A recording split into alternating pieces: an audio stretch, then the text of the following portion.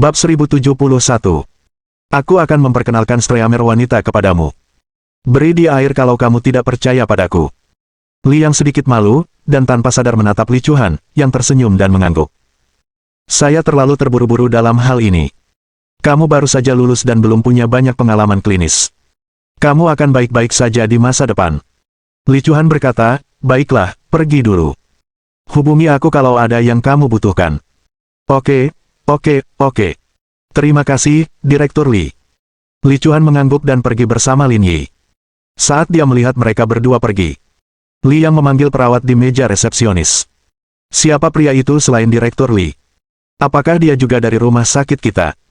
Anda sedang membicarakan Direktur Lin, kata perawat muda itu. Dulu beliau wakil Direktur Departemen Kardiologi, tapi sekarang sudah mengundurkan diri. Benarkah? Kita seumuran, tapi dia sudah jadi wakil Direktur Departemen Kardiologi. Dia lebih dari itu.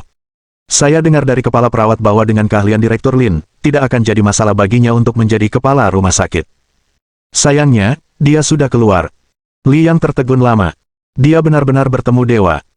Setelah meninggalkan unit gawat darurat, mereka berdua menemukan tempat kosong untuk mengobrol sebentar sebelum Lin Yi pergi ke tempat Wang Ying. Setelah mengirim buah-buahan itu, dia berkendara pulang. Ketika dia sampai di kediamannya, mereka menemukan sebuah Audi A6 terparkir di pintu masuk. Lin Yi punya sedikit kesan tentang mobil ini, sepertinya itu mobil ayah Ji Qingyan. Seperti yang diharapkan, Lin Yi menyadari bahwa Ji Antai sedang duduk di sofa sementara Ji Qingyan dan ibunya, Song Minghui, sedang sibuk memasak makan malam di dapur. Kamu kembali. Melihat Lin Yi masuk, Ji Qingyan menyambutnya. Mengapa kamu tidak memberitahuku kalau paman dan bibi ada di sini? Ibuku tidak mengizinkanku, katanya dia tidak ingin mengganggu pekerjaanmu. Saya hanya menjual buah-buahan, tidak perlu khawatir tentang itu, kata Lin Yi, jika ini terjadi lagi, hubungi saya terlebih dahulu. Kami tidak ada kegiatan apapun, jadi kami datang ke sini untuk melihat-lihat, kata Song Minghui. Kalian berdua sebaiknya fokus pada urusan kalian masing-masing. Jangan ganggu kami. Kesalehan anak adalah yang utama. Kau tak boleh melanggar aturan. Kebiasaan hidup Lin Yi pada dasarnya diajarkan oleh Wang Cuiping dan Zhao Kuanfu. Semasa mudanya, ia memang sering dipukuli karena kenakalannya. Pasangan tua itu tersenyum penuh arti, merasakan kebahagiaan dalam hati mereka. Memang benar menantu baru itu bisa menghasilkan uang, tetapi yang terpenting tetaplah karakternya. Ini lebih penting daripada apapun. Tinggallah bersama ayahku sebentar. Makan malam akan segera siap, kata Ji Qingyan dari dapur. Tentu saja. Lin Yi duduk di sofa dan mendapati Ji Antai tengah menonton siaran langsung Douyu. Paman Ji, apa yang sedang kamu tonton? Saya menontonnya karena bosan. Sekarang saya sedang menonton Streamer ini bermain mahjong. Main mahjong itu membosankan sekali. Banyak sekali cewek di platform. Sayang banget kalau nggak nonton, canda Lin Yi. Apa yang kau bicarakan? Aku sudah sangat tua. Kenapa aku harus melihat seorang wanita muda? Ini tidak ada hubungannya dengan usia. Setiap orang berhak menghargai keindahan. Lin Yi berkata, meskipun kamu sudah tua, aku masih harus menyegarkan pikiranmu. Lin Yi samar-samar ingat bahwa pertama kali dia pergi ke Villa Yunsui milik Ji Qingyan, dia bertemu ayahnya. Saat itu, dia bahkan tahu apa itu es kuat. Ji Antai mengelus dagunya. Kau benar. Negara ini sudah menjadikan streaming ini arus utama. Tidak ilegal bagi kami untuk menontonnya. Tentu saja. Ji Antai melirik ke dapur dan berbisik kepada Lin Yi. Begini, aku baru saja menemukan Streamer baru yang cukup hebat. Biar kutunjukkan padamu. Tentu saja. Setelah itu, ayah mertua dan menantu laki-laki menonton Streamer wanita bersama-sama. Ini adalah satu-satunya kasus yang terjadi di seluruh Wuxia. Ji Antai melihat sekeliling dan memasuki siaran langsung Streamer wanita itu. Nama panggilannya adalah si putih kecil tak bisa tidur. Ji Antai terus mengawasinya sampai Lin Yi tiba. Ketika Lin Yi masuk, ia terpaksa beralih ke siaran langsung lain. Wanita ini mungkin berusia 30-an. Kamu tidak mengerti, kata Ji Antai. Meskipun dia sedikit lebih tua, dia jauh lebih kuat daripada gadis-gadis muda itu. Dia mungkin agak acuh tak acuh, tetapi saya menghargai sikapnya yang memperlakukan uang sebagai sampah. Kemarin, saya memberinya tips 1000 yuan dan dia hanya mengucapkan terima kasih. Sikap seperti itu terhadap uang adalah sesuatu yang sangat saya kagumi. Itu semua hanya sandiwara. Kau ditipu, kata Lin Yi. Meskipun keluargamu tidak kekurangan uang, tidak perlu melakukan hal itu. Setelah Taipan lain memberikan tips mereka mungkin akan mendapatkan teman kencan atau bahkan tidur dengan sang Streamer. Jiantai sudah seusia ini, jadi pada dasarnya ia sudah mengucapkan selamat tinggal pada hal-hal seperti itu. Karena itu, menghabiskan uang itu seperti membuang uang ke dalam lubang. Ia mungkin juga menggunakannya untuk apapun yang terlintas di pikirannya. Jangan bilang begitu. Temperamen seperti itu tidak bisa dipalsukan, kata Jiantai. Lagi pula, aku sudah lama memperhatikannya. Dia memang selalu begitu. Dia tidak banyak bicara dan dia berbakat. Dia tipe yang tidak peduli dengan uang. Dia boleh bersikap dingin. Itu pilihanmu.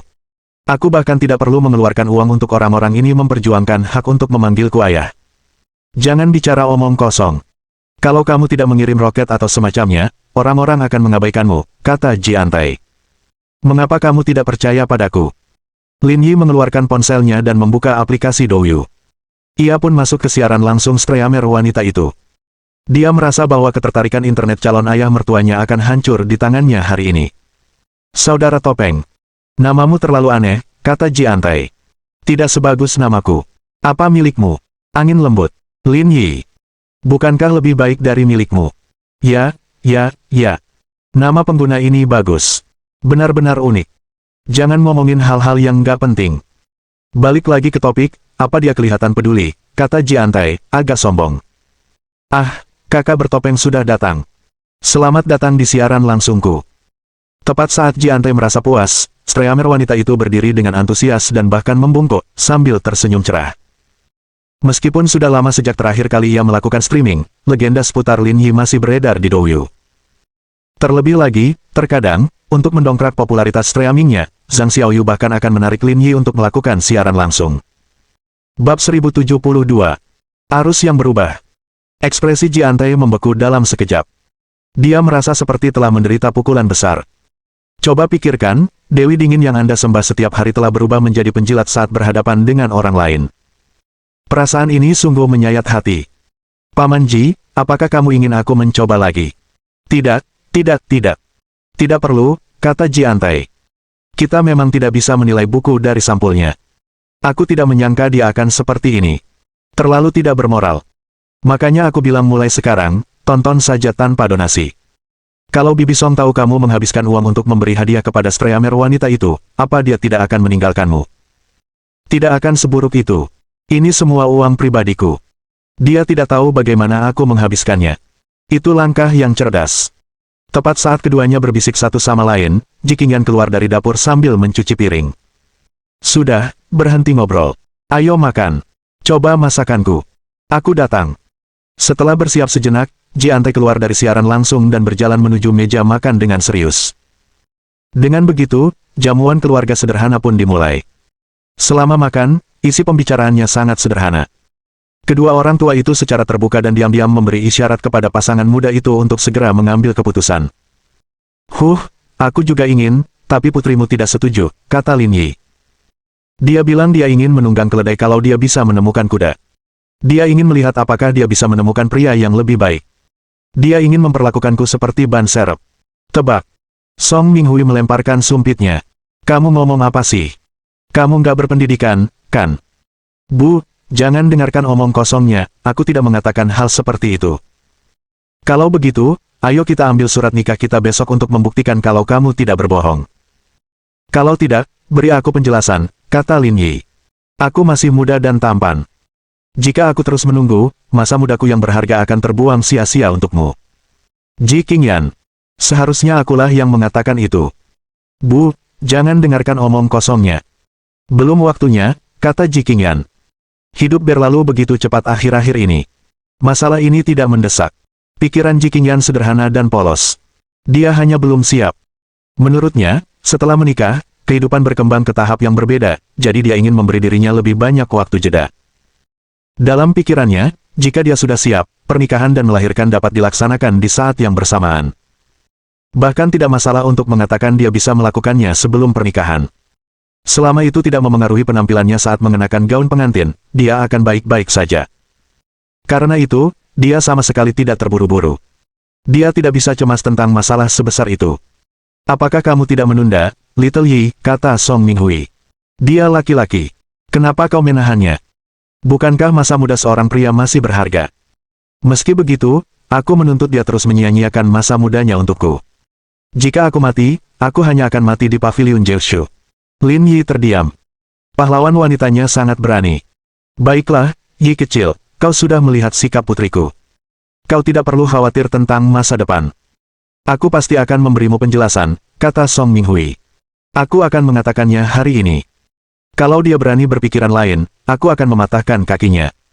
Tidak, tidak, tidak. Kau tidak bisa melakukan itu. Lagi pula, dia putri kandungmu. Lin Yi tidak menyangka Song Minghui begitu kejam. Kakinya sangat indah. Kalau ibunya benar-benar merusaknya, apa yang akan dilihatnya nanti? Bukannya ibu salah tim, tanya Ji Qingyan. Bukankah ibu seharusnya bilang begitu padaku? Sekarang karena pria dan wanita setara, saya lebih mengutamakan akal daripada keluarga. Ji Qingyan menggembungkan pipinya dan menusuk dasar mangkuk dengan sumpitnya. Kalau begitu, aku tidak akan mengizinkanmu datang lagi. Kalau kau bawa ibu mertuaku ke sini, kita akan bekerja sama melawanmu. Aku tidak bisa ikut campur dalam masalah ini. Pokoknya, aku sudahi saja di sini. Kalian berdua baik-baik saja. Jangan memiliki niat buruk terhadap satu sama lain. Petik 2. Bibi Song, makanlah kaki babi. Itu penuh kolagen, kata Lin Yi. Aku pulang terlambat hari ini. Kalau aku tahu kamu akan datang, aku pasti pulang lebih awal untuk menunjukkan keahlianku. Keahlianku jauh lebih baik daripada dia. Lihat dirimu. Gajimu tidak sebanyak Lil Yi, dan masakanmu tidak selesat Lil Yi. Aku bingung harus berkata apa tentangmu. Ji Qingyan. Setelah makan, Lin Yi ingin meminta Ji Antai dan Song Minghui untuk tinggal, tetapi keduanya sangat bijaksana dan bersikeras pergi karena takut mengganggu istirahat mereka. Sambil menyaksikan Audi 6 pergi, Lin Yi merasa makanan ini sepadan. Lin Yi, aku akan mencekikmu sampai mati karena telah mencemarkan nama baikku, teriak Ji Qingyan. Keesokan paginya, mereka berdua memanaskan sisa makanan kemarin dan menyantapnya sebagai sarapan. Sepertinya masih banyak yang tersisa. Kita butuh setidaknya beberapa hari untuk menyelesaikannya. Mungkin butuh 3-4 hari lagi. Sulit untuk mengatakan kapan kita akan menyelesaikannya. Jika terlalu lama, apakah akan membusuk? Tentu saja, kata Lin Yi, itu sebabnya kita harus bergegas. Lalu 11 membantumu makan lebih banyak. Lin Yi, kamu tidak makan lebih banyak demi aku. Petik 1. Setelah makan, Ji Qingyan naik ke atas untuk merias wajahnya sementara Lin Yi pergi ke dapur untuk menyiapkan beberapa buah untuknya. 2 buah persik, sebuah apel, sekotak ceri, dan sekantong kecil leci disiapkan untuk dibawanya ke tempat kerja. Aku mencucinya semua untukmu. Melihat buah-buahan yang baru dicuci, Ji Qingyan tersenyum dan berkata, aku akan mencucinya sendiri nanti. Lumayan. Makan lebih banyak buah, lebih baik daripada biskuitmu. Begini juga waktu aku kuliah. Sudah jadi kebiasaan. Bahkan kalau lagi nggak lapar, aku mau makan setidaknya 2 biskuit. Itu bukan kebiasaan yang baik. Ya. Aku akan mendengarkan Tuan Lin. Aku akan berusaha sebaik mungkin untuk menghilangkan kebiasaan ini sesegera mungkin, Mua. Setelah berganti ke sepatu hak tingginya, Ji Qingyan dengan senang hati membawa buah-buahan itu ke kantor. Lin Yi berkemas dan berkendara ke area keamanan Zonghai untuk mengantarkan beberapa buah ke Yang Guangxia. Setelah membantunya begitu banyak, bahkan jika Liang Ruoxu tidak mengatakan apa-apa, secara logis, dia harus mengirimkan beberapa. Lin Yi awalnya berencana pergi ke garnisun, tetapi setelah menelepon Mo Hongshan, dia mengetahui bahwa Yang Guangxia telah pergi ke rumah sakit. Setelah operasi besar tahun lalu, ia akan menjalani pemeriksaan rutin. Namun, kali ini ia tidak pergi ke rumah sakit Huasan, melainkan ke rumah sakit umum kepolisian bersenjata Zonghai. Meskipun keterampilan staf di sana tidak sebaik rumah sakit Huasan, tetap saja tidak buruk. Mereka tidak akan kesulitan melakukan pemeriksaan sederhana. Lagi pula, ini adalah rumah sakit mereka sendiri, jadi wajar saja jika dia pergi ke sana untuk pemeriksaan. Setelah memastikan lokasi Yang Guangxia, Lin Yi pergi. Rumah sakit umum kepolisian bersenjata sangat besar. Orang-orang datang dan pergi, dan pasiennya tak ada habisnya. Di mata para profesional, sepanjang bukan penyakit-penyakit yang sulit diatasi, semua pasien itu mudah ditangani. Selain itu, jumlah pasien di rumah sakit umum markas besar kepolisian bersenjata tidak sepadat rumah sakit Huasan, sehingga menghemat banyak waktu mereka dalam merawat pasien di sana. Setelah memarkir mobil, Lin Yi mengambil buah itu dan berjalan menuju rumah sakit. Tuan Lin. Begitu dia sampai di pintu masuk klinik rawat jalan, dia melihat Gao Chong melambai padanya. Kepala suku dan saudara San sedang memeriksa keadaan di lantai atas. Mereka akan segera turun. Tidak apa-apa. Aku di sini cuma mau nganterin buah-buahan. Nggak ada yang lain. Bantu aku aja nganterinnya. Karena dia masih memiliki buah untuk dijual, Lin Yi tidak ingin membuang waktu. Jangan. Kepala desa juga ingin bertemu denganmu. Kalau kau pergi, dia pasti akan menghukumku. Bab 1073. Jalan tanpa akhir. Dia hanya mau bertemu denganku untuk minum, aku tidak akan peduli. Jangan. Kepala desa menyuruhku menahanmu.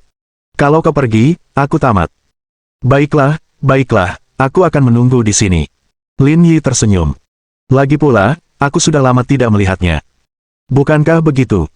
Gao Chong terkekeh dan berkata. Dan ku dengar kau lulus ujian Brigade Garda Pusat di peringkat pertama.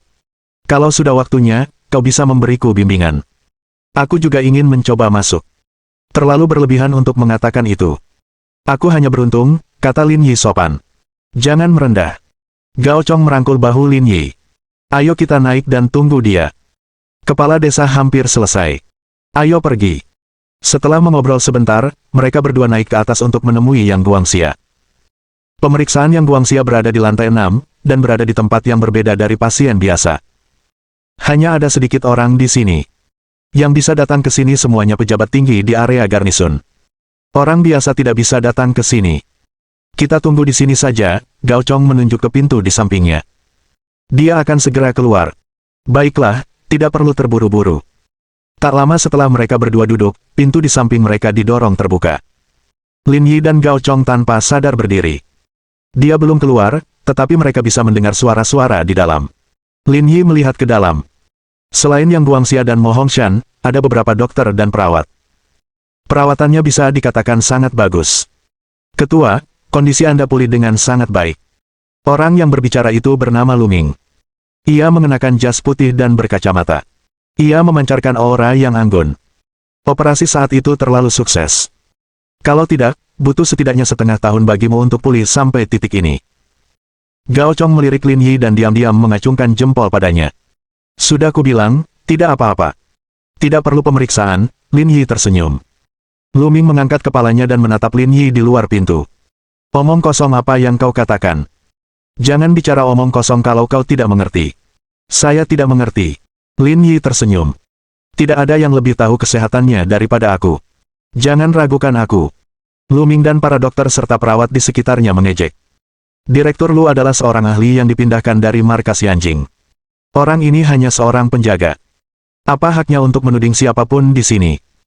Apakah dia benar-benar mengira bahwa dia punya hak untuk mengatakan bahwa dia mengerti hanya karena dia berada di sisi kepala suku setiap hari? Ini adalah dua hal yang sepenuhnya berbeda. Kau hanya pengawal, dan aku kepala bedah kardiovaskular departemen. Apa kau pikir kau lebih tahu tentang kondisi kepala daripada aku? Lin Yi menunjuk Yang Guangxia. Saya yang melakukan operasinya. Apa menurutmu saya tidak mengerti? Hah! Begitu kata-kata ini diucapkan, ekspresi Luming dan yang lainnya membeku dalam sekejap. Mereka merasa bahwa mereka mendengar sesuatu. Kepala, dia bilang. Yang Guangxia mengangguk dengan sungguh-sungguh. Dulu dia direktur departemen kardiologi di rumah sakit Huasan. Dialah yang melakukan operasi saya. Anda baru saja pindah dari Yanjing, jadi Anda mungkin tidak tahu tentang dia. Dia direktur Lin, kata Luming terkejut. Kamu kenal dia? Ya Tuhan, aku pernah dengar namanya di Yanjing, tapi belum pernah lihat langsung. Aku nggak ngangka bakal ketemu dia hari ini. Luming berjalan dengan sopan dan mengulurkan tangannya. Halo, Direktur Lin. Ini pertama kalinya kita bertemu dan saya tidak mengenali Anda. Saya sungguh minta maaf. Itu masalah kecil.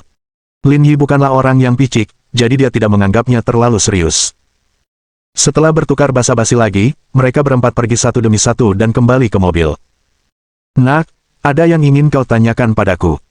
Kau benar-benar datang untuk mengantarkan buah-buahan, kata Yang Guangxia sambil tersenyum di dalam mobil. Wah, kamu contoh klasik orang yang menilai hati seorang pria berdasarkan pandangan sempitmu sendiri. Mo Hongshan dan Gao Chong di barisan depan saling memandang. Di seluruh Huaxia, tak seorang pun berani mengatakan hal ini kepada yang tua. Hanya Lin Yi yang berani. Oh, kalau begitu, apakah aku salah paham? Kamu belum pernah ke kebunku sebelumnya. Buah-buahan di rumah kaca sudah matang, jadi aku membawanya untukmu. Tatapan Yang Guangxia tertuju pada saku Lin Yi. Kukira kau membelinya di luar, tapi ternyata kau menanamnya sendiri. Sangat tidak tulus membeli buah di luar, dan rasanya tidak seenak buah yang saya tanam sendiri. Kamu sangat perhatian. Ini bukan apa-apa. Aku akan menyembelih babi yang kubesarkan. Setelah selesai, aku akan mengirimkan beberapa kaki babi untukmu. Kalau begitu sudah beres. Aku tidak akan melupakan ini. Yang Guangxia tertawa terbahak-bahak. Ngomong-ngomong, ku dengar kau lulus ujian Brigade Garda Pusat sebagai juara pertama. Lagi pula, kau ikut misi beberapa hari yang lalu. Bagaimana perasaanmu? Apa kau sudah terbiasa? Tidak apa-apa. Mereka tidak sekuat yang kukira, tapi saat kita sampai di Pulau Tilia, situasinya mungkin akan berbeda. Itu sudah pasti. Misi-misi yang kalian jalankan sekarang semuanya misi sampingan. Pada tahap awal, kalian mungkin akan berkeliling dunia. Mengenai kapan kalian akan dikirim ke pulau itu, kita harus menunggu kalian, para pendatang baru, dewasa dulu. Lin Yi mengangguk.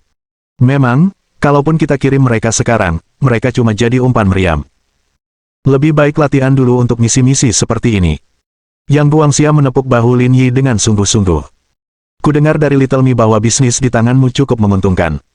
Kau dianggap taipan terkenal di Huaxia, tapi harus kukatakan padamu, sulit untuk mengatakan berapa generasi uang ini bisa bertahan. Apa maksudmu? Kau ingin aku berkembang ke arah lain? Yang Guangxia mengangguk. Brigade Garda Pusat adalah tempat yang sangat bagus. Akan sangat bermanfaat untuk promosimu di masa depan. Lagi pula, promosi seperti ini tidak ada batasnya. Selama kamu bekerja keras dan sedikit beruntung, kamu bahkan bisa mencapai levelku. Kamu pasti mengerti maksudku, kan? Kata-kata yang Guangxia mengejutkan Lin Yi. Di ranah kekuasaan, kalau Anda hanya orang biasa yang menjadi pegawai negeri sipil dan masuk dalam lingkaran ini, meski tampak hebat dan semua orang iri, begitu Anda masuk ke pekerjaan itu, Anda sudah bisa melihat batas-batas karir Anda. Sebaliknya, jika keluarga Anda mempunyai koneksi yang kuat, tidak seorang pun dapat mengetahui sejauh mana Anda akan melangkah di masa depan. Meski begitu, bahkan dalam situasi seperti ini, tetap saja ada batasan tak terlihat yang menekan kepala Anda. Batas ini sudah ditetapkan oleh negara, tetapi banyak orang masih belum bisa melihatnya. Kata-kata yang Guangxia penuh dengan makna yang dalam. Ia menunjukkan bahwa jalan Lin Yi tak berujung. Seperti yang ia katakan, dengan usaha yang cukup dan sedikit keberuntungan, Lin Yi bisa mencapai puncak kekuasaan, seperti yang telah ia capai. Terima kasih, Pak Tua Yang, aku akan mengingatnya. Catat saja, kata yang Guangxia sambil tersenyum.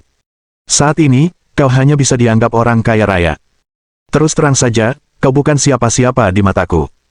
Namun, jika kau memilih jalan lain, kau dan keluargamu akan selamanya disebut sebagai keluarga Lin. Bab 1074. Polisi wanita berkuda. Lin Yi memahami kata-kata yang Guangxia. Meskipun dia sekarang sangat kaya, di mata mereka yang berkuasa, dia sama sekali bukan apa-apa. Sekalipun ia mengembangkan mesin fotolitografi, pengaruhnya masih kurang. Namun, jika dia memasuki lingkaran kekuasaan, masa depannya tidak terbatas. Aku mengerti. Asalkan kamu mengerti. Kata yang Guangxia. Jangan lupa kirim dagingnya kalau kamu sembelih babi. Aku masih menunggu untuk makan daging babi. Aku akan mengirimkannya kepadamu sebelum orang lain. Kamu sudah sangat tua. Bisakah kamu tidak serakah begitu? Kalau begitu, tunggu 1:11. Setelah mengobrol sebentar, Lin Yi keluar dari mobil dan pergi. Melihat Lin Yi pergi, Mo Hongshan berkata, "Ketua, bukankah terlalu dini untuk memberitahunya hal ini? Di sisi lain, saya rasa ini tepat waktu." Dia berpartisipasi dalam operasi Brigade Garda Pusat beberapa hari yang lalu dan menerima penghargaan pribadi kelas 2. Meskipun saya tidak tahu apa yang dia lakukan, Anda seharusnya tahu betapa sulitnya mendapatkan penghargaan kelas 2. Dia mendapat penghargaan jasa kelas 2 tepat setelah dia bergabung dengan misi. Mo Hongshan dan Gao Chong terkejut. Saya sudah bertahun-tahun menjadi tentara, tapi saya hanya mendapat penghargaan kelas 3. Operasi Brigade Garda Pusat sangat rahasia, jadi saya tidak banyak bertanya tentang hal ini. Namun, fakta bahwa ia berhasil mendapatkan penghargaan kelas 2 sudah cukup untuk menunjukkan bahwa Lin Yi telah melakukan sesuatu yang luar biasa. Orang biasa tidak akan mampu melakukan hal seperti itu. Ketua, apakah Anda mengatakan hal-hal ini karena Anda takut dia akan menjadi pengkhianat? Aku khawatir. Dia terlalu luar biasa. Kurasa tak lama lagi dia akan menjadi incaran orang-orang di luar perbatasan. Segala macam godaan akan menyusul, dan hal-hal seperti itu biasa terjadi dalam sejarah Brigade Garda Pusat. Aku tahu dia bukan orang seperti itu, tapi aku tetap harus melakukan apa yang perlu dilakukan. Aku benar-benar takut dia akan salah jalan. Mo Hongshan dan Gao Chong saling memandang dan tersenyum. Kurasa itu mustahil. Temperamennya jauh lebih kuat daripada yang kita bayangkan. Dia tidak akan tergoda oleh hal-hal seperti itu. Aku yakin tak lama lagi dia akan menjadi ujung tombak Brigade Garda Pusat. Hanya masalah waktu sebelum dia menaklukkan Pulau Tilia sepenuhnya. Haha. Yang Guangxia tertawa. Aku juga berpikir begitu. Sudah bertahun-tahun aku tidak bertemu orang semenarik ini. Aku yakin dia tidak akan mengecewakanku. Setelah meninggalkan rumah sakit, Lin Yi berkendara ke kelas 1 Tangchen. Saat dia tiba, Du Dahai dan Du Yao telah mendirikan kios mereka. Kak Lin, kenapa kamu terlambat? Aku sudah lama menunggumu. Du Yao berjalan mendekat dan berkata. Ada sesuatu yang terjadi di rumah, jadi saya terlambat. Lin Yi memandangi piring-piring di depan Du Dahai. Bisnisnya pasti bagus. Hanya setengah dari barang-barangmu yang tersisa. Ini jauh lebih baik daripada kemarin, saya perkirakan akan terjual habis pada siang hari. Lin Yi mengangguk. Mulai sekarang, kalau kita punya sayuran di rumah, kita bisa jual di sini. Jauh lebih baik daripada pergi ke luar kota. Du Dahai tersenyum jujur. Karena kamu membuka kios di sini, aku berani mengikutimu. Kalau kamu tidak datang lagi nanti, aku harus pergi ke kota kabupaten. Apa yang kau takutkan? Aku sudah memesan tempat untukmu. Letakkan saja di sini. Tidak akan ada yang mengganggumu. Itu juga tidak akan berhasil, kata Du Dahai. Tidak banyak orang di desa yang tahu kalau aku berjualan sayur di sini sekarang. Kalau ini terus berlanjut dan beritanya menyebar di desa, mereka pasti akan meneleponmu dan memintamu membantu mereka mendapatkan izin berjualan sayur di kota. Kalau sampai itu terjadi, kamu pasti akan terganggu. Aku tidak bisa merepotkanmu. Itu benar. Lin Yi tersenyum. Lin Yi suka tinggal di desa kebahagiaan terutama karena penduduk desa yang sederhana ini. Mereka sangat sadar diri dan tahu bagaimana memikirkan orang lain. Mereka tidak suka membebani satu sama lain. Semua orang sangat jujur. Kak Lin, jangan ngobrol dulu dengan ayahku. Ada yang ingin kutanyakan. Du Yao menarik Lin Yi ke samping dengan gembira dan ekspresi misterius. Apa yang telah terjadi? Du Yao mengeluarkan ponselnya dan membuka aplikasi Kiki Videos. Saudara Lin, saya menonton program bertahan hidup di alam liar pagi ini. Ada seseorang yang mirip sekali dengan Anda dan namanya juga sama. Apakah itu Anda? Lin Yi melihat videonya. Itu adalah pertunjukan yang direkam Yan Qi sebelumnya. Dia tidak menyangka pertunjukan itu akan dimulai secepat ini. Aku merekamnya untuk iseng-iseng beberapa waktu lalu. Jangan ribut-ribut. Itu bukan masalah besar. Bukankah itu masalah besar? Mata Du Yao berbinar. Kamu telah difilmkan dalam sebuah pertunjukan. Ditambah dengan penampilanmu, selama kamu bekerja keras, menjadi selebritas bukanlah masalah bagimu. Yang terpenting, kamu berada di grup yang sama dengan Zhao Yinian. Ini akan membawa gelombang popularitas yang besar. Dia cuma selebritas kelas B, berapa banyak traffic yang bisa dia dapatkan. Disitulah letak kesalahanmu, kata Du Yao. Berkat acara ini, dia jadi populer.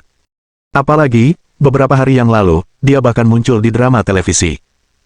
Meskipun dia juga berperan sebagai pemeran utama wanita kedua, dia sangat populer. Dia terus menjadi tren di Weibo dan akan segera masuk ke jajaran selebritas wanita papan atas. Jika kamu sekelas dengannya di acara ini, nilaimu pasti akan meningkat di masa depan. Kamu bahkan mungkin bisa menjadi selebritas papan atas. Kamu nggak ngerti keadaanku. Aku benar-benar nggak mau repot-repot dengan uang sekecil itu. Benar. Du Yao teringat malam ketika ia datang ke Zonghai. Ia menghabiskan lebih dari 300.000 yuan untuk makan dan menginap. Kakak Lin bahkan tidak berkedip. Ia pasti orang yang tidak kekurangan uang. Ia mungkin tidak akan terlibat dalam industri hiburan. Jangan buang-buang waktu Little Yi. Bantu aku mengambil buah-buahan dari mobil, kata Du Dahai. Mengerti, ayah. Du Yao membantu Lin Yi memindahkan buah-buahan keluar dari mobil dan bersiap bekerja. Siang harinya, Du Yao pergi membeli 3 kotak makan siang, dan makan siang pun disiapkan begitu saja. Ngomong-ngomong, kamu kesini tiap hari jualan sayur. Apa kamu nggak perlu ikut kelas lagi? Saya mengundurkan diri setengah bulan yang lalu, saya sedang mempersiapkan diri untuk putaran kedua. Apakah kamu sudah selesai dengan ujian tertulisnya?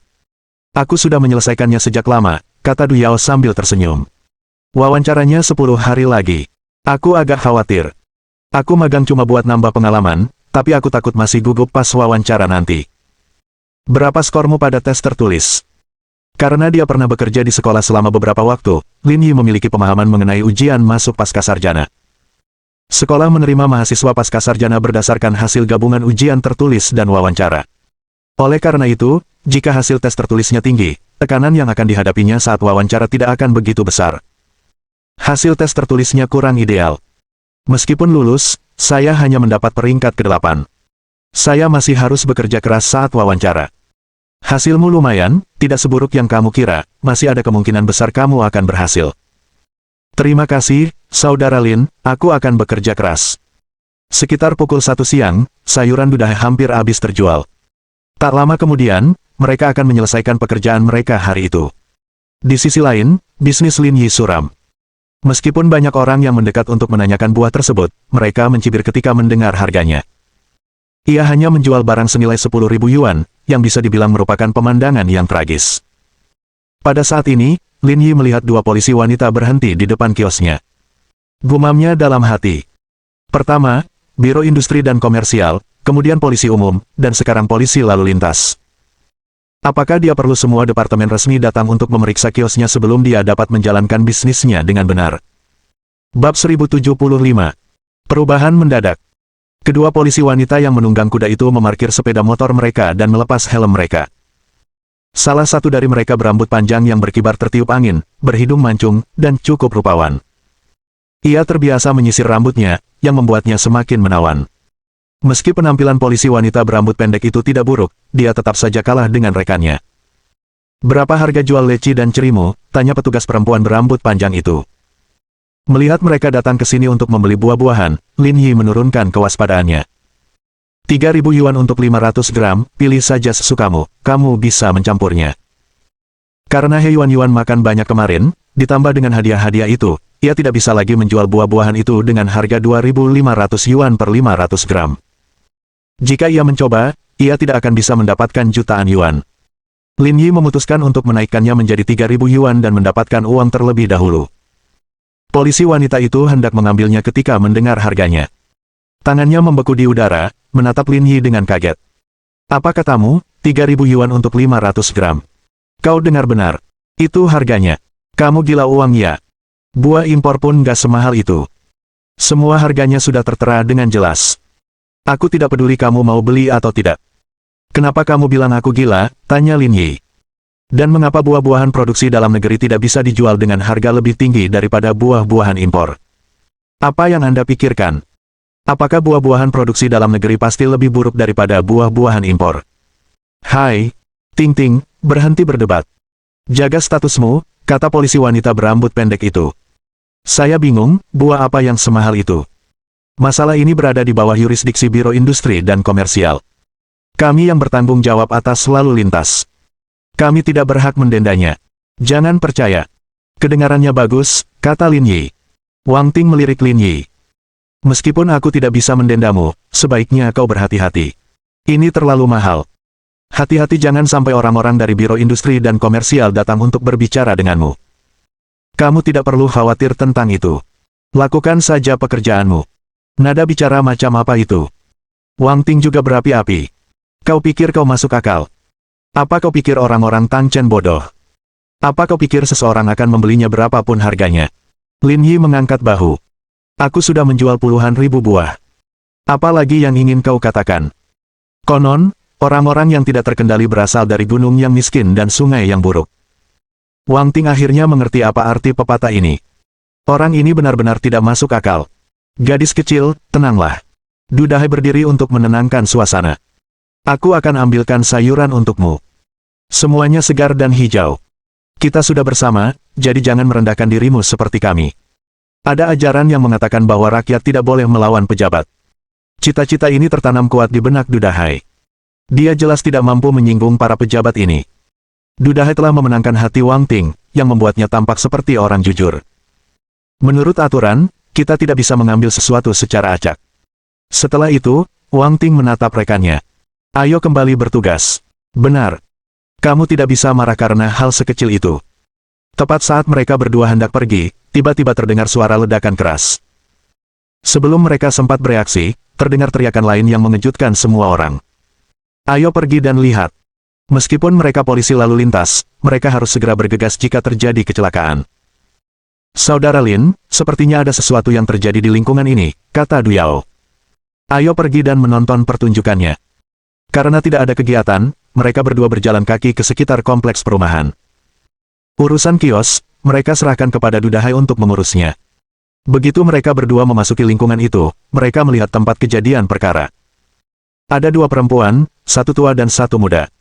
Gadis muda itu berusia 20-an. Kakinya tertimpa papan reklame yang jatuh. Darah merah tua terlihat mengalir perlahan. Wajah gadis itu pucat, dan ia bisa pingsan kapan saja. Kakak Lin, dia dalam masalah. Duyao mencengkeram lengan Lin Yi erat-erat, jelas terlihat bahwa dia juga sangat gugup. Jangan panik. Lin Yi mempercepat lajunya dan bergegas menuju lokasi kejadian bersama kedua polisi wanita itu. Pak polisi, tolong bantu kami. Kaki putri saya remuk. Wanita parubaya itu meratap. Ia begitu cemas hingga kehilangan akal sehatnya dan mengira polisi lalu lintas adalah petugas polisi. Jangan khawatir, kami akan membantu. Bagaimana kita bisa tidak cemas ketika hal seperti ini terjadi? Cepat dan bantu angkat. Setelah diteriaki Lin Yi, mereka pun menghampiri untuk membantu mengangkat papan reklame tersebut. Pada saat itu, petugas keamanan lingkungan bergegas keluar dan melemparkan papan reklame itu ke samping. Gadis itu mengenakan gaun panjang, dan kakinya yang indah terekspos. Lukanya terutama di kaki kanannya. Berlumuran darah, kulit dan dagingnya robek. Sungguh pemandangan yang mengejutkan. Lin Yi, di sisi lain, tidak merasakan apa-apa. Adegan ini hanyalah kasus kecil baginya. Hampir tidak ada yang signifikan. Namun, alis Lin Yi berkerut erat. Dari kelihatannya, tendonnya pasti rusak. Banyak pecahan kaca berserakan di lukanya, yang memperburuk keadaan. Meskipun nyawanya tidak terancam, kemungkinan besar ia akan cacat seumur hidup. Hal ini tidak dapat diterima oleh seorang gadis muda. Bibi, jangan cemas.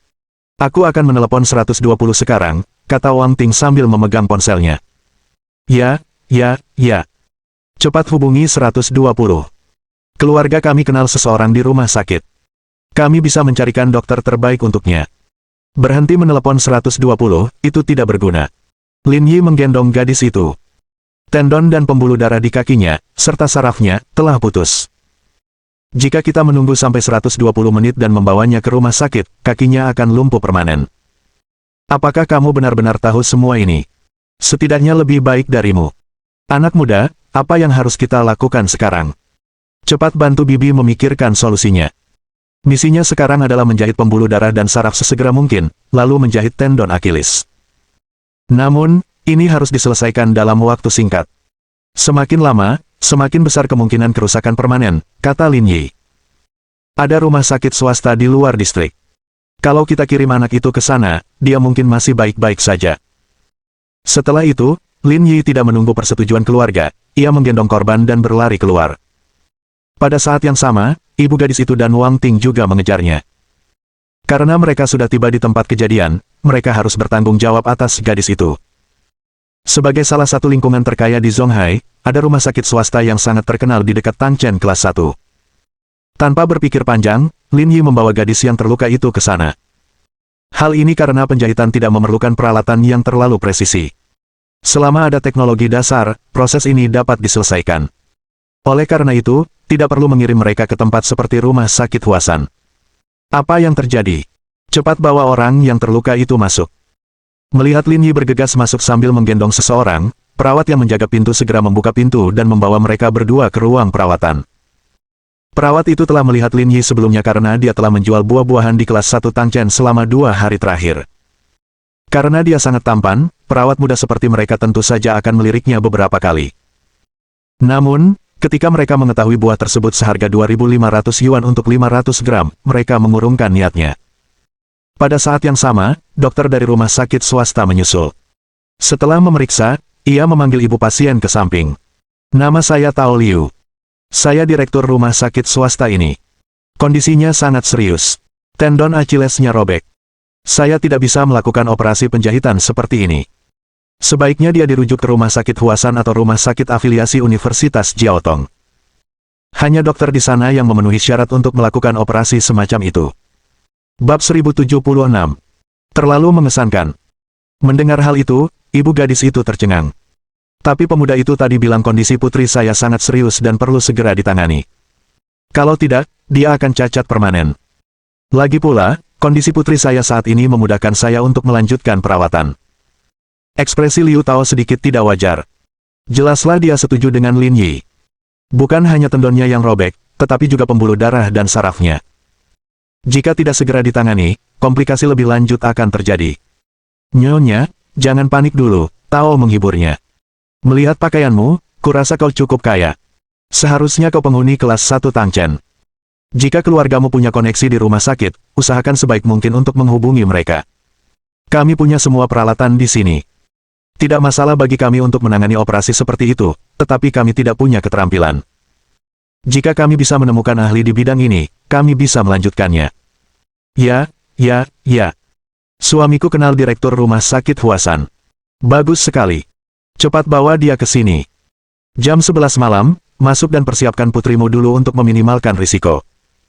Cepat dan jangan buang waktu. Oke. Terima kasih, Tuan Liu. Aku akan menelepon sekarang. Ayo kita hubungi mereka sekarang. Aku masuk dulu. Dengan itu, Tao masuk. Dia terkejut saat mengetahui Lin Yi sedang merawat luka pasien. Apa yang kau lakukan, seru Tao. Kau benar-benar sedang merawat pasien. Jangan main-main. Liu Tao juga pernah melihat Lin Yi sebelumnya, lagi pula dia sedang berjualan buah di pintu masuk. Namun, seorang petani buah justru sedang menangani korban luka. Bukankah ini lelucon? Lin Yi tidak menghentikan apa yang sedang dia lakukan dan berkata dengan lembut. Kalau kamu merasa bisa, lakukan saja sendiri. Kalau tidak bisa, jangan bicara. Apa yang kau bicarakan? Dia seorang dokter profesional, dan kau hanya penjual buah. Apa kau pikir kau lebih baik darinya? Tanya Wang Ting. Kalau bisa, ya sudah. Kalau tidak bisa, ya sudah, jangan bilang apa-apa, kata Lin Yi. Kalau aku tidak bisa, kenapa aku ikut campur urusan orang lain? Tapi kamu hanya keluar. Jangan halangi aku. Aku nggak mau pergi. Kamu pikir kamu siapa, berani-beraninya memerintahku? Kamu sakit. Lin Yi bergumam dan fokus menangani kondisi pasien. Anak muda, saya lihat Anda memiliki dasar medis, tapi perlu saya sampaikan, status korban luka tidak biasa. Mereka yang bisa tinggal di kelas 1 Tangchen semuanya adalah orang-orang berpengaruh di Zonghai. Jika terjadi sesuatu, Anda akan bertanggung jawab. Kata-kata Liu Tao sangat tepat. Ia tidak bermaksud meremehkan Lin Yi. Ia hanya mengungkapkan kenyataan yang ada. Apakah menurutmu aku ingin peduli dengan hal-hal ini, kata Lin Yi. Jika saya tidak menanganinya tepat waktu, dia akan cacat seumur hidup, jadi kondisi seperti itu tidak akan memengaruhi pendirian saya. Jadi, jika kamu tidak ingin terjadi apa-apa padanya, diamlah dan bekerja samalah denganku untuk menyelesaikan operasinya. Perkataan Lin Yi membawa keyakinan yang tidak diragukan lagi, yang membuat semua orang yang hadir menutup mulut mereka. Dokter, apakah saya akan cacat? Gadis itu berkata dengan wajah pucat, apakah saya masih bisa menari di masa depan? Ya, jangan khawatir. Lin Yi menghiburnya. Prosesnya akan sedikit menyakitkan, tapi bersabarlah. Kamu tidak bisa menggunakan anestesi saat ini. Aku tahu. Lin Yi mengambil pinset dan mulai membersihkan pecahan kaca pada luka. Potongan-potongan itu semuanya sangat kecil dan prosesnya sangat rumit, tetapi dengan visi dan teknik klinis Lin Yi, tidak sulit untuk menanganinya. Tanpa sadar, Liu Tao dan Wang Ting saling memandang dengan keterkejutan yang mendalam di mata mereka. Operasi yang demikian terampil dan profesional bukanlah sesuatu yang dapat dilakukan oleh orang biasa. Apakah dia benar-benar seorang petani? Setelah membersihkan luka, Lin Yi mencuci lukanya beberapa kali dengan larutan garam. Butuh waktu 20 menit baginya untuk membersihkan lukanya. Yang tersisa hanyalah melakukan penjahitan. Lin Yi memandang orang yang terluka itu dan menyadari bahwa kondisinya baik. Ia pun berhenti khawatir. Aku akan memberimu anestesi sekarang. Sakitnya akan segera hilang. Kakak, terima kasih. Lin Yi tersenyum dan berkata kepada perawat. Berikan aku obat biusnya. Perawat menyerahkan obat bius dan menyuntikkannya ke kaki pasien. Beberapa menit kemudian, anestesi mulai bekerja, dan Lin Yi mulai menjahit. Dekatkan lampunya, perintah Lin Yi. Oh, baiklah. Perawat muda itu segera melakukan apa yang diperintahkan. Lin Yi mengambil benang jahit dan memasukkannya ke dalam jarum panjang.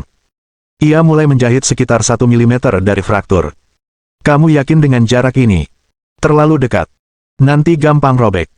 Dari pengalaman Tao sebagai dokter, jahitan jenis ini harus dimulai pada jarak sekitar 2 mm untuk memastikan keamanan mutlak.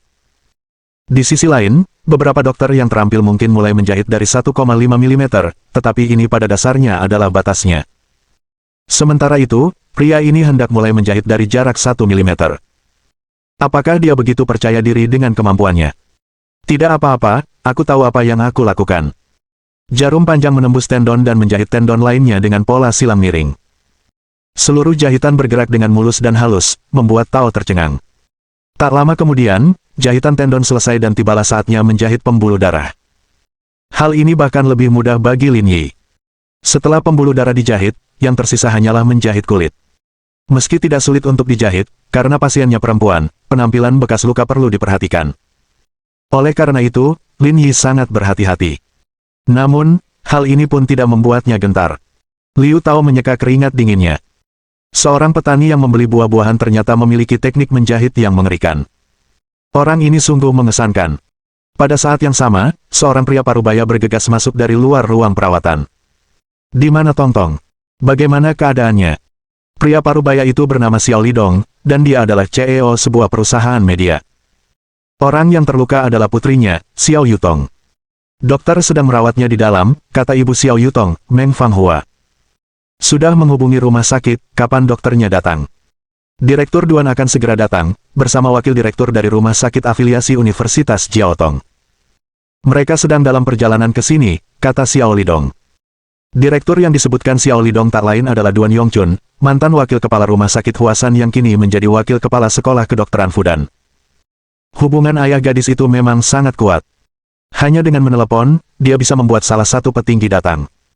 Orang biasa tidak memiliki kemampuan seperti itu. Bagaimana situasinya sekarang? Aku juga tidak tahu. Mereka sudah lama di sana, kata Meng Fanghua sambil menyeka air matanya. Katanya kita harus segera melakukan operasi, kalau tidak, dia akan cacat permanen. Cepat dan panggil dokter untuk datang. Sudah kubilang, dia sedang dalam perjalanan. Xiao Lidong juga ingin mendesaknya untuk urusan sebesar itu. Ia sangat ingin pihak lain terbang dengan roket. Akan tetapi, Xiao Lidong memiliki batasannya sendiri dalam hal kehidupan di dunia. Dia tidak bisa terus-terusan mendesaknya. 10 menit kemudian, pintu rumah sakit didorong terbuka dan Duan Yongchun serta pria parubaya lainnya masuk. Pria satunya lagi bernama Li Wenzi, wakil direktur rumah sakit afiliasi pertama Universitas Jiaotong, dan standarnya tidak kalah dengan Duan Yongchun. Direktur Duan, Direktur Li, kalian sudah di sini, sapa Xiao Lidong. Di mana putrimu? Bawa aku menemuinya. Dia ada di ruang perawatan. Aku akan membawamu masuk, kata Meng Fanghua. Baiklah, ayo kita lihat. Kita tidak bisa menunda masalah ini. Tepat ketika mereka berempat hendak masuk, seorang perawat keluar. Apa yang kamu lakukan? Kami sedang menjalani operasi penjahitan. Kamu tidak diizinkan masuk. Bab 1077. Dokter terbaik di Huaxia. Hah? Dia sedang dioperasi. Meng Fangfei berseru. Bukankah otakmu mengatakan bahwa dia tidak bisa melakukan operasi seperti itu? Kepala Dokter Liu benar-benar tidak bisa melakukannya. Penjual buahlah yang melakukannya. Ah! Maksudmu penjual buah itu sedang melakukan operasi. Meng Fangfei tercengang, begitu pula yang lainnya. Seorang penjual buah benar-benar melakukan operasi jahitan robekan tendon. Bukankah ini sebuah lelucon? Itu sungguh tidak masuk akal. Hanya sejumlah kecil orang di kelas 1 Tangchen yang mengetahui identitas Lin Yi. Di tempat seluas kota besar, informasi tidak saling terhubung. Setiap orang adalah entitas yang mandiri, dan mereka jarang saling menyapa meskipun mereka tinggal berseberangan. Di distrik seperti Tangchen kelas 1, mereka bahkan lebih jauh. Belum lagi orang-orang yang membeli rumah di sini, bahkan orang-orang yang menyewa rumah pun tidak memiliki kebiasaan duduk berkelompok dan bergosip. Tempatnya tidak seperti desa kebahagiaan. Ketika sesuatu terjadi di pagi hari, kita bahkan tidak perlu menunggu sampai sore untuk mengetahuinya. Saat makan siang, hal itu akan menjadi topik pembicaraan di meja makan orang lain. Oleh karena itu, hanya sedikit orang yang mengetahui bahwa identitas Lin Yi sangat mengesankan. Orang-orang lain memperlakukannya seperti petani buah biasa. Selain tampan, ia tidak punya kelebihan lain. Namun, kebetulan orang seperti itu benar-benar melakukan operasi pada putrinya. Omong kosong belaka. Ada apa dengan rumah sakitmu? Sekalipun rumah sakit swasta, kau tidak bisa melakukan ini, geram Xiao Lidong dengan keras. Penjual buah itu bilang kalau kita tidak segera melakukan operasi, korban akan cacat seumur hidup. Makanya dia melakukan ini. Percuma saja kalau kau teriak-teriak. Tidak, aku mau masuk sekarang. Aku sama sekali tidak akan membiarkan dia mengoperasi putriku. Kurasa kalian hanya main-main, kata Duan Yongchun. Percaya atau tidak, saya akan melaporkan situasi Anda ke Departemen Kesehatan dan menutup rumah sakit Anda besok. Sudah kubilang. Percuma saja kau membentakku. Aku hanya pekerja paruh waktu, kata perawat perempuan itu, tanpa merendahkan diri ataupun arogan. Lagi pula, operasinya sudah selesai dan jahitan kulit terakhir sedang dilakukan. Percuma saja kalau kalian masuk sekarang. Dia benar-benar menyelesaikannya. Benar, jadi tunggu saja di sini. Mereka akan segera keluar. Wajah keluarga Xiao pucat pasi, marah dan sedih. Tidak mudah bagi sang ayah untuk menemukan kedua kepala itu, tetapi mereka tidak menyangka akan tertunda oleh seorang penjual buah. Sialan, kalau terjadi apa-apa sama putriku, aku nggak akan biarin dia pergi. Suara mendesing. Pintu ruang perawatan didorong terbuka, dan Xiao Yutong didorong keluar. Keluarga Xiao segera menghampirinya. Putriku, apa kabar? Apa masih sakit? Tanya Meng Fangfei.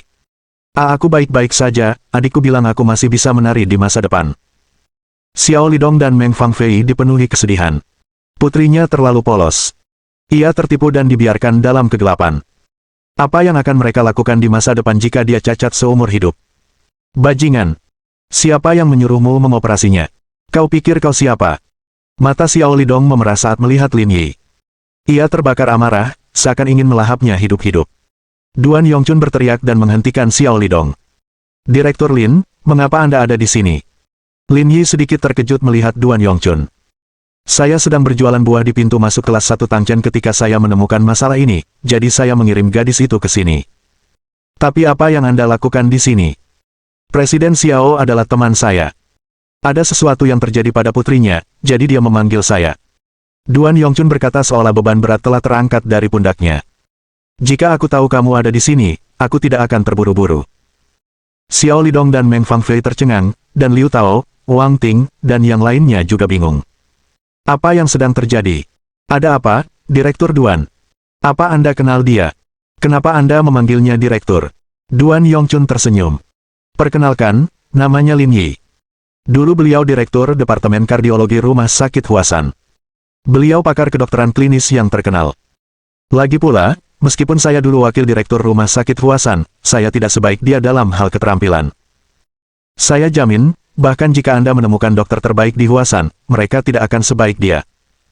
Jadi, jangan khawatir tentang operasi ini. Putri Anda akan baik-baik saja. Dia tidak akan cacat permanen. Mendesis. Setelah mengetahui identitas Lin Yi, semua orang yang hadir menghirup udara dingin. Ia masih sangat muda, tetapi dia memiliki teknik yang begitu mengesankan. Wang Ting, yang berada di samping, menatap Lin Yi dengan tajam. Ia merasa kecerdasannya kurang. Orang yang menjual buah-buahan dengan harga selangit ini sebenarnya seorang ahli medis. Kalau memang dia punya kemampuan seperti itu, kenapa dia masih berjualan buah di sini? Dia seharusnya mendapatkan penghasilan yang jauh lebih besar dari ini. Halo, Direktur Lin. Saya Li Wenzi dari Rumah Sakit Afiliasi Pertama Universitas Jiaotong. Saya sudah banyak mendengar tentang Anda.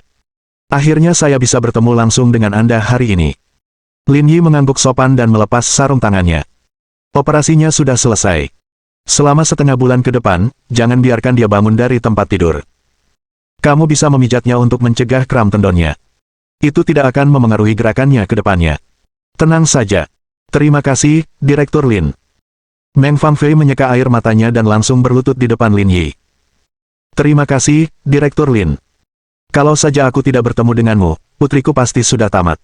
Itulah yang seharusnya kulakukan. Kau tidak perlu bersikap seperti ini, kata Lin Yi. Saya tidak akan menagih biaya operasi, tapi Anda harus membayar bahan-bahannya. Baiklah, baiklah, baiklah. Kami mengerti. Direktur Lin, terima kasih. Saya memang salah tadi.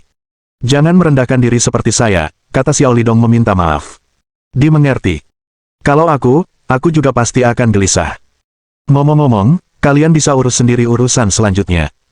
Setelah melempar sarung tangannya, Lin Yi pergi dengan elegan, meninggalkan pemandangan punggungnya yang hanya bisa dilihat orang tetapi tidak bisa dijangkau. Presiden Xiao, Anda tidak perlu mengkhawatirkannya. Anak itu pasti akan baik-baik saja di masa depan, kata Duan Yongchun. Meskipun keluarga Anda kaya, sungguh suatu kehormatan bagi Anda untuk bisa meminta Direktur Lin melakukan operasi pada Anda. Itu sudah pasti. Dokter yang baik sulit ditemukan. Kalau tidak ada yang lain di sini, kita pergi dulu. Hubungi aku kalau ada pertanyaan. Aku akan mengantarmu pergi. Tidak perlu. Anak itu baru saja selesai dioperasi.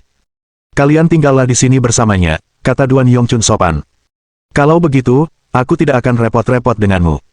Aku akan mencarimu untuk makan malam nanti. Ini masalah kecil. Tidak perlu terburu-buru. Pada saat yang sama, Lin Yi kembali ke kios. Kak Lin, bagaimana keadaan di sana? Kenapa baru keluar sekarang? Setelah membawa Xiao Yutong ke rumah sakit, Du Yao dipulangkan. Ia tidak menyangka Lin Yi akan tinggal begitu lama. Saya harus melakukan operasi di sana, butuh waktu yang cukup lama. Hah? Kakak Lin, kamu tahu cara mengoperasikannya? Bab 1078. Bos besar memberikan kartu nama. Bukan masalah besar. Dulu saya direktur Departemen Kardiologi di Rumah Sakit Huasan. Operasi seperti ini mudah sekali.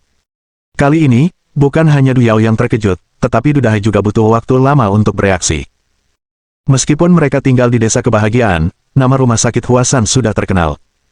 Rumah sakit itu adalah rumah sakit terbaik di Zonghai. Banyak orang di desa itu pergi ke sana untuk berobat. Mereka yang bisa menjadi direktur di sana pastilah memiliki keterampilan. Pantas saja kamu kaya raya. Dulu kamu direktur di sana, kata Du Dahai sambil tersenyum. Jika aku sakit di kemudian hari, bolehkah aku mencarimu? Tentu saja. Katakan saja halo.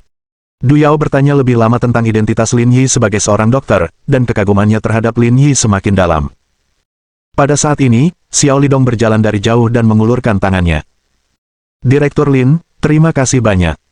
Kalau saja saya tidak bertemu Anda, hidup putri saya pasti sudah berakhir. Sama-sama. Meskipun saya sudah tidak bekerja di Rumah Sakit Huasan, saya tidak bisa hanya berdiam diri dan menonton ketika hal seperti ini terjadi. Xiao Lidong tersenyum canggung. Sayangnya, sikap kami tadi kurang baik.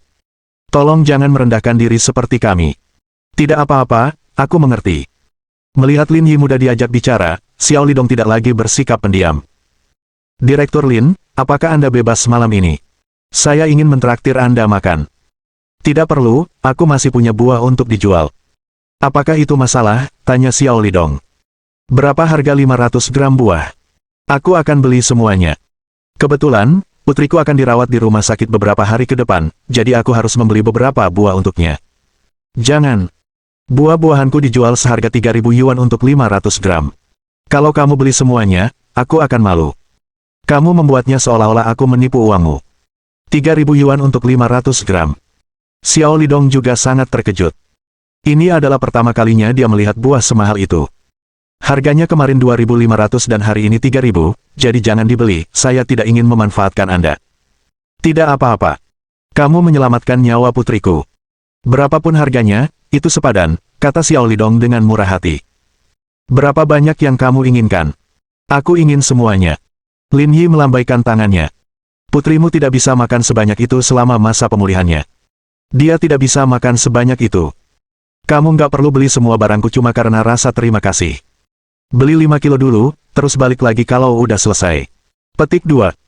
Keterus-terangan Lin Yi memenangkan hati Xiao Lidong. Kalau saja dia adalah petani buah biasa, mereka pasti akan bersemangat memanfaatkan kesempatan ini untuk menjual semua hasil panennya kepadanya. Kalau dipikir-pikir, masuk akal juga. Dia sudah menjadi direktur Departemen Rumah Sakit Huasan di usia semuda itu, dan keahliannya memang luar biasa. Tentu saja, dia tidak kekurangan uang. Setidaknya dia masih memiliki integritas. Kalau begitu, aku beli 5 kilo dulu. Kamu bisa bungkusin buat aku. Tentu saja. Setelah menimbang barang, Xiao Lidong mengirim lebih dari 100.000 yuan. Namun, ia tidak terburu-buru pergi. Ia mengeluarkan kartu nama dari sakunya. Tuan Lin, ini kartu nama saya. Jika Anda mengalami masalah di kemudian hari, hubungi saya. Saya tidak berani mengatakan apa-apa lagi, tetapi di Zonghai, saya, Xiao Lidong, memiliki pengaruh. Lin Yi mengambil kartu nama itu dan menyadari bahwa orang bernama Xiao Lidong ini memang bukan orang biasa. Dia adalah Presiden Zonghai Century Media. Lin Yi pernah mendengar tentang perusahaan ini sebelumnya. Sepertinya itu adalah perusahaan media terbesar di Zonghai yang telah mengontrak banyak selebritas. Beraninya ia mengatakan hal-hal seperti itu bukanlah sebuah bualan. Ia memang punya bobot tersendiri. Baiklah, aku mengerti. Kalau begitu, aku akan segera pergi. Kalau butuh bantuan, jangan lupa telepon aku. Saudara Lin, kamu kaya sekali. Kamu menghasilkan 30.000 yuan dalam sedetik, kata Du Yao. Kurasa kau harus menjual semua barang ini padanya. Itu akan menghemat waktumu. Seorang pria sejati mencintai uang dan mengambilnya dengan rasa keadilan. Meskipun saudara Lin Anda bukan orang baik, saya tidak bisa mengambil semua uangnya. Du Yao ingin tertawa. Saudara Lin, saya menyadari bahwa moral Anda sungguh sangat luhur. Orang biasa tidak bisa dibandingkan dengan Anda. Wajahku lebih baik daripada moralku. Tak lama kemudian, Du Dahai menjual habis semua sayurannya. Mereka berdua berkemas dan pulang, meninggalkan Lin Yi sendirian. Lin Yi tidak merasa kesepian. Ia senang bermain game dan berjualan buah sendirian. Adik kecil. Tepat saat Lin Yi mengambil kristal dari rumah pihak lain, dia tiba-tiba melihat dua sosok cantik muncul di depannya. Dia mengamati lebih dekat dan melihat bahwa itu adalah dua wanita yang ditemuinya kemarin. Feng Jiajia dan Ni Xiaofei. Kamu mau beli buah lagi? Kamu beli banyak banget kemarin. Seharusnya kamu belum menghabiskannya, kan? Mereka berdua tidak langsung menjawab pertanyaan Lin Yi, melainkan melompat-lompat kegirangan sambil memegang ponsel mereka. Tidak mungkin salah. Nama dan penampilannya persis sama. Pasti dia, kata Ni Xiaofei. Bukankah ini agak berlebihan? Di adegan pembuka, dia tampak membunuh buaya dengan tangan kosong. Kalau ini di zaman kuno, rasanya seperti Wusong melawan harimau. Terlalu seru, kata Feng Jiajia. Ni Xiaofei mengarahkan ponselnya ke Lin Yi. Layarnya menampilkan program bertahan hidup di alam liar. Adik kecil, orang ini kamu, kan? Itu aku. Ya ampun, kamu hebat sekali. Acara ini sangat populer. Lagi pula, kamu sekelas dengan Zhao Yinian. Kamu benar-benar beruntung. Apa untungnya itu? Dia selebritas wanita dan sekarang sangat populer. Aku akan puas jika aku bisa sepopuler dia seumur hidupku. Kalian juga dari industri hiburan. Hampir saja, kata Ni Xiaofei, kami hanya model. Kadang-kadang, kami bisa mendapatkan peran seperti pemeran utama wanita ketiga dan keempat dalam drama yang menghasilkan uang. Saat berpartisipasi dalam acara itu, Zhao Yinian tampaknya tidak terlalu populer. Tapi program ini menjadi populer. Setelah itu, dia membintangi drama televisi. Meskipun perannya hanya sebagai pemeran utama wanita kedua, popularitasnya telah melampaui pemeran utama wanita. Dia hampir mencapai tahap selebritas papan atas. Lin Yi mengenang saat-saat ia berpartisipasi dalam pertunjukan itu. Zhao Yinian memang gadis yang baik. Ia tampak lemah dan rapuh, tetapi ada kegigihan di dalam dirinya. Ia telah bertahan bersamanya sampai akhir. Wajar jika seseorang seperti dirinya bisa bertahan di industri hiburan. Bab 1079. Undangan Yanqi. Lin Yi menimbang buah-buahan untuk mereka berdua dan memberi mereka beberapa buah ceri. Ia sangat lugas. Terima kasih, adik kecil. Kami pergi dulu. Kami akan membantumu mempromosikan tokomu. Setelah mereka berdua pergi, Lin Yi melanjutkan menjual buah-buahan. Namun, bisnisnya sedang lesu. Ia hanya menjual 1 pon dalam waktu lebih dari 1 jam. Lin Yi memandangi buah-buahan itu. Semuanya masih bagus dan tidak menunjukkan tanda-tanda pembusukan. Buah-buahan itu seharusnya masih bisa bertahan beberapa hari lagi, tetapi ia harus menjualnya sesegera mungkin. Kring kring kring. Tepat ketika Lin Yi hendak memulai permainan lain, ponselnya berdering. Itu adalah panggilan dari Yanqi. Kamu ngapain aja, gimana pertaniannya? Belakangan ini, Lin Yi dan Yanqi sibuk, jadi mereka jarang bertemu. Mereka hanya beberapa kali menghubungi lewat telepon. Ketika Yanqi tahu Lin Yi bertani dan beternak babi, ia hampir tertawa terbahak-bahak. Buah-buahannya sudah matang semua. Aku baru saja membawanya ke Zonghai untuk dijual hari ini. Aku sedang bersiap untuk mengirimkannya kepadamu setelah aku menutup kios malam ini. Lin Yi berbohong tanpa tersipu. Setidaknya kamu punya hati nurani. Kupikir kamu tidak akan mencariku selain untuk minum. Bagaimana mungkin? Lagi pula, kita punya persahabatan yang revolusioner. Bagaimana aku bisa melupakanmu kalau ada hal baik yang terjadi? Malam ini sempurna. Ada yang ingin kubicarakan denganmu. Bisakah kau ikut makan malam bersamaku? Bisakah kau meluangkan waktu untuk itu? Makan malam. Apa ini kencan buta atau acara minum-minum yang berhubungan dengan pekerjaan? Sepertinya kamu punya banyak pengalaman. Saya sudah melakukannya berkali-kali. Tidak juga, kata Yanqi. Kamu di mana? Aku akan mencarimu sekarang. Kita bicarakan lebih detail nanti saat kita bertemu. Di pintu masuk kelas 1 Tangchen, kemarilah dan cari aku. Aku di pinggiran kota. Aku akan sampai di sana sekitar 1 jam lagi. Perkirakan waktunya dan kemasi barang-barangmu terlebih dahulu. Setelah menutup telepon Yanqi, Lin Yi bermain dengan teleponnya sebentar. Keberuntungannya pun semakin membaik. Ia bertemu 2 gadis muda yang tergila-gila padanya. Mereka masing-masing membeli 1 kilogram untuknya dan membantu usahanya. Sekitar 40 menit kemudian, Lin Yi memuat buah-buahan ke dalam mobil dan memisahkan sebagian untuk Yanqi. Lagi pula, dia sudah minum bersamanya berkali-kali, jadi dia harus memberinya sedikit. Dia tidak bisa memihak salah satu gadis. Tidak lama kemudian, Yanqi menghentikan Volkswagen CC di depan Lin Yi. Masuk ke mobil. Kita akan terlambat. Kita harus cepat. Lin Yi tidak membuang waktu dan masuk ke mobil Yanqi. Yanqi masih tetap menawan seperti sebelumnya. Dia mengenakan gaun merah yang menonjolkan pinggang rampingnya. Kenapa kamu pakai mobil ini? Harganya cuma sekitar 200.000 yuan. Saya menjual milik saya sebelumnya dan menggantinya dengan yang ini. Kenapa kamu ganti mobil? Seharusnya kamu tidak mengalami krisis keuangan, kan? Sejak saya selesai syuting acara itu, saya mengundurkan diri. Saya mendirikan perusahaan media dan memulai bisnis sendiri. Tindakan Yanqi mengejutkan Lin Yi. Setelah syuting acara yang begitu sukses, ia seharusnya mencapai puncak karirnya. Selama ia mau bekerja keras, tidak akan menjadi masalah baginya untuk naik ke posisi sutradara. Namun, ia memilih untuk mundur saat itu juga. Orang biasa tidak punya nyali untuk melakukan hal seperti itu. Bukan ide bagus untuk selalu bekerja untuk orang lain. Aku juga harus punya beberapa hobiku sendiri, bagaimana menurutmu? Benar. Lin Yi mengangguk. Apa kau sedang mencari investor? Aku punya uang, beri aku saja angkanya. Kau membuatnya terdengar seperti aku adalah simpananmu, kata Yanqi sambil tersenyum. Setelah minum begitu banyak, aku harus membayar untuk anggur. Persetan denganmu, jangan bicara omong kosong. Aku di sini bukan untuk menjual diriku sendiri, kata Yanqi. Saya ingin merencanakan sebuah acara varietas. Saya punya janji temu dengan seorang sutradara hari ini dan Zhao Yinian untuk membahas kolaborasi. Tidak akan ada masalah besar dengan sutradaranya. Kesulitan utama saya adalah Zhao Yinian sekarang sedang populer dan banyak orang yang ingin berkolaborasi dengannya. Sangat sulit untuk menggaetnya, jadi saya ingin Anda ikut. Kau ingin aku pergi dan menjadi pelobi. Cerdas, kata Yanqi. Kalian berdua melakukan perjalanan bersama sampai akhir di Pulau Kyokawa. Saya dengar dari juru kamera yang menemani kalian bahwa kalian berdua cukup dekat, jadi saya ingin meminta bantuan kalian. Tidakkah kau sedikit melebih-lebihkanku? Meskipun hubungan kita cukup baik, itu hanya saat itu. Lagi pula, aku bahkan tidak meninggalkan nomor teleponku padanya. Sudah lama sekali, jadi kata-kataku mungkin tidak berpengaruh. Setidaknya kalian masih punya hubungan. Kalau bukan karena kalian, dia nggak akan sampai di ujung, kata Yanqi. Lagi pula, aku sudah bertanya-tanya. Dia akan punya waktu luang dalam 3 bulan ke depan.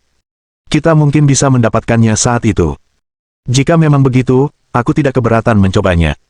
Lin Yi merasa Zhao Yinian bukan orang jahat. Dia jujur. Lagi pula, dia memang banyak membantunya di Pulau Kyokawa dan menjalin persahabatan yang erat dengannya. Jika dia punya waktu, dia mungkin akan membantunya. Kurasa kau tak perlu melakukan ini.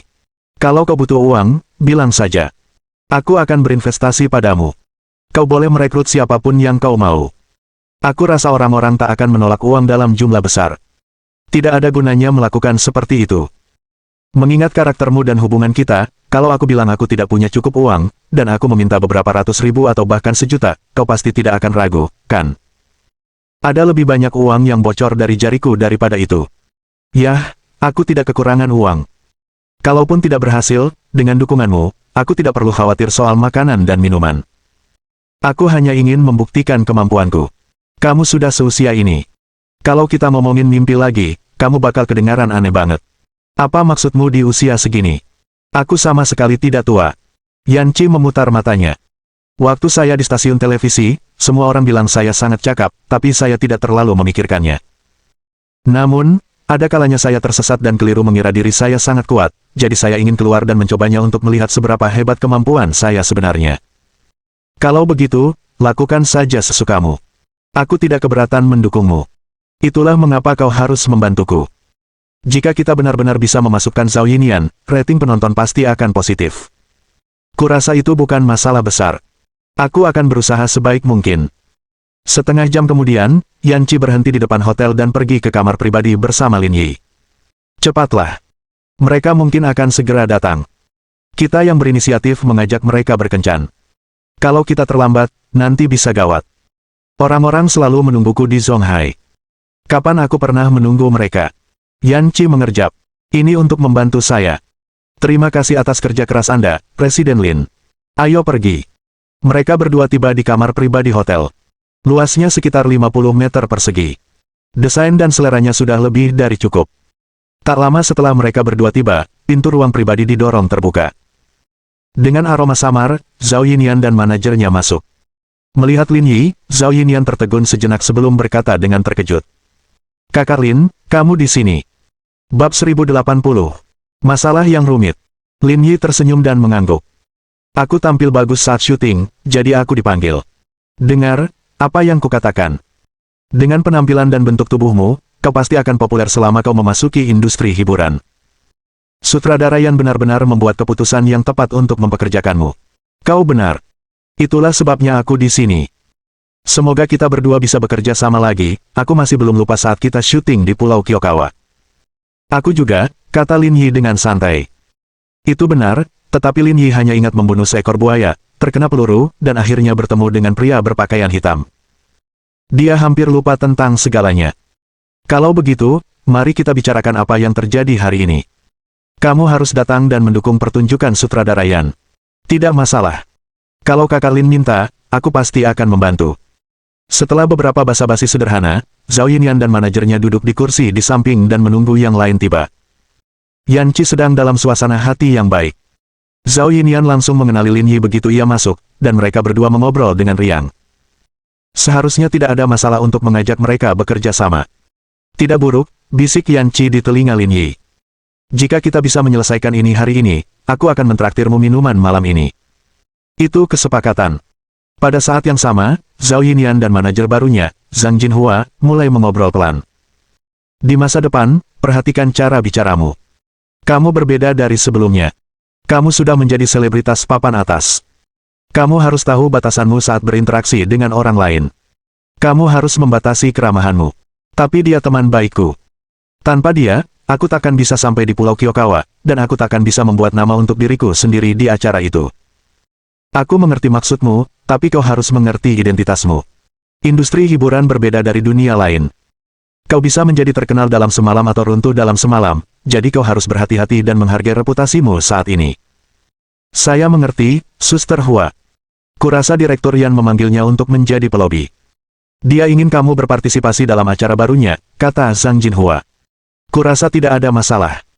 Aku harus bertindak cepat selagi masih ada kesempatan dan mengambil lebih banyak acara varietas dan naskah untuk mengukuhkan statusku sebagai aktris papan atas. Baru setelah itu aku bisa mendapatkan pijakan di industri hiburan. Jangan membuatnya terdengar konyol. Kamu bukan lagi Zhao Yinian yang dulu. Kamu tidak bisa menerima semua jenis acara varietas. Kamu seharusnya hanya menerima acara varietas yang diisi oleh orang-orang penting. Oh, tapi aku sudah berjanji pada mereka. Aku harus membantu. Mari kita amati situasinya dulu, kata Zhang Jinhua. Jangan lupa bahwa tujuan utama datang ke sini hari ini bukan untuk terlihat baik, tetapi untuk bertemu Direktur Zhao. Dia berasal dari Yanjing dan memiliki banyak sumber daya. Kalian harus membangun hubungan baik dengannya agar bisa mendapatkan pijakan di industri hiburan. Saya tahu apa yang seharusnya saya lakukan. Kalau begitu aku tidak akan mengatakan apapun lagi. Saat mereka sedang berbicara, pintu ruangan pribadi itu terbuka dan dua pria masuk. Salah satunya sudah tua, sekitar 50 tahun, kurus, dan berpakaian lusuh. Dia mengenakan celana AJ1, celana jin biru, dan kemeja putih bergaris. Kombinasi pakaiannya sangat aneh. Meskipun pakaiannya buruk, siapapun yang bermata jeli dapat mengetahui bahwa pria parubaya ini adalah tokoh utamanya. Lin Yi menduga bahwa dialah sutradara yang dibicarakan Yan Qi. Adapun pemuda di belakangnya, kemungkinan besar dia adalah asistennya.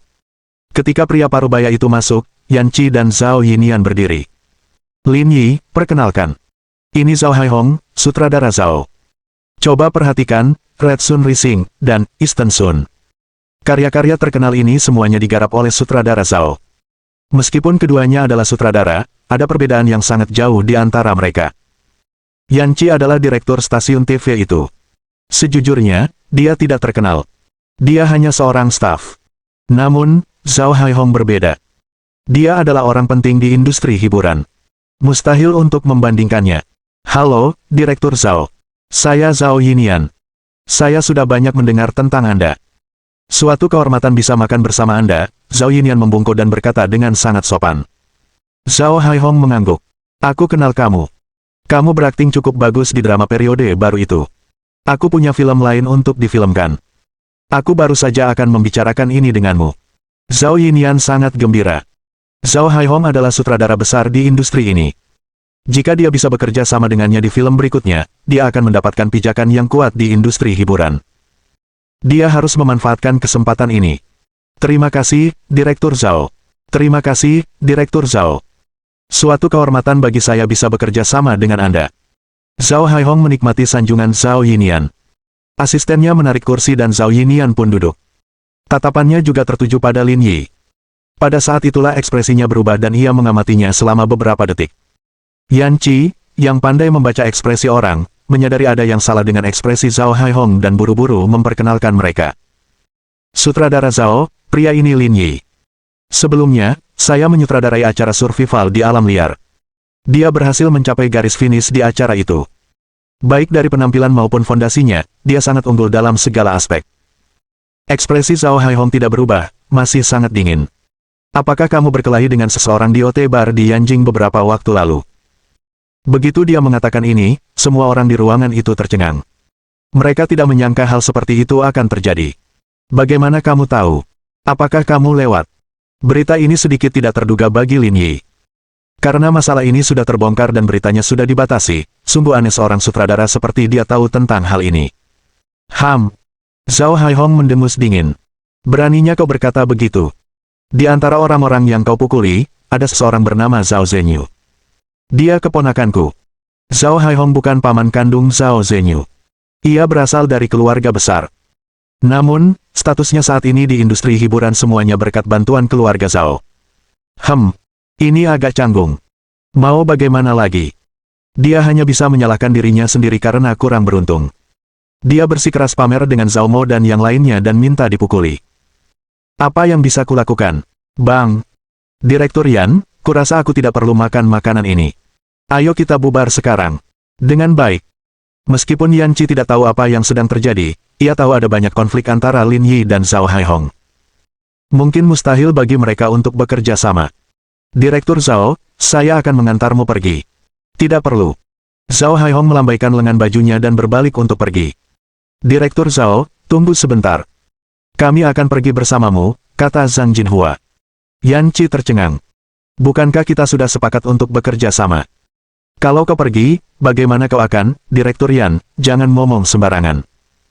Kita tidak sepakat untuk bekerja sama denganmu.